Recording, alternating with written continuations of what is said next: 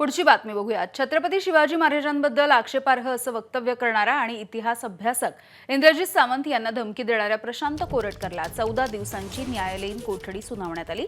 यानंतर त्याच्या वकिलांनी जामिनासाठी अर्ज केला, मात्र त्याला जामीन मिळालेला नाही। प्रशांत कोरटकरच्या जामीन अर्जावरती आता 1 एप्रिलला पुन्हा एकदा सुनावणी होईल। त्यामुळे परवापर्यंत कोरटकरला तुरुंगाची हवा खावी लागेल।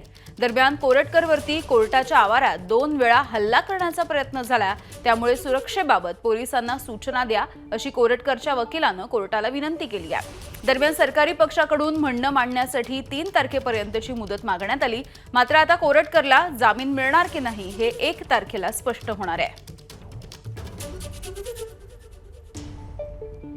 दरम्यान प्रशांत कोरटकरची मर्सिडीज गाडी ही पोलिसांनी जप्त केली आहे। चंद्रपूरमध्ये कोरटकर मर्सिडीज घेऊन गेल्याची माहिती एबीपी माझाने दाखवलेली होती आणि त्यानंतर कोल्हापूर पोलिसांनी कोरटकरची हीच मर्सिडीज कार जप्त केली आहे। महिंद्रा कारच्या नंतर आता त्याची आलिशान मर्सिडीज सुद्धा पोलिसांनी जप्त केली। फरार असल्याच्या काळामध्ये कोरटकरने वापरलेल्या 2 गाड्या आतापर्यंत पोलिसांनी जप्त केल्या।